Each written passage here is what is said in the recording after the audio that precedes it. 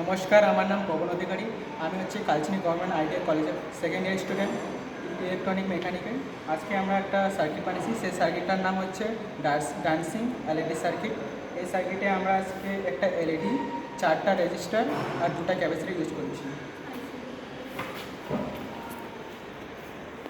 তো প্রথমে আমরা এক নাম্বারটা গ্রাউন্ডে দিয়েছি এবং 3 নাম্বার যে পিনে আছে, আইসি যে 3 নাম্বার পিনটা আছে, সেই 3 নাম্বার পিনটা এলইডি আর রেজিস্টার এই মাঝখানে লাগিয়েছি। আর এটাকে আমরা পাওয়ার সাপ্লাই দ্বারা 6 ভোল্ট দিয়ে রান করব।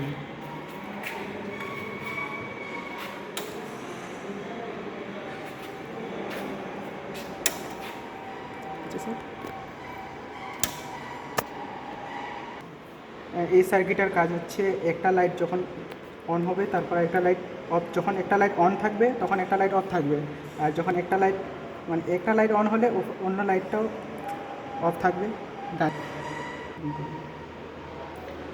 দুটো লাইট একে অপরের সঙ্গে ব্লিঙ্ক করবে। ধন্যবাদ, এটুকুকে আমাদের সার্কিটের কাজ। ধন্যবাদ। আমাদের সার্কিট, ডান্সিং সার্কিটের এটাই কাজ, ব্লিঙ্ক করার। আর এই ভিডিওটাকে কমেন্ট করবা, শেয়ার করবা, লাইক করবা, ভালো লাগবে।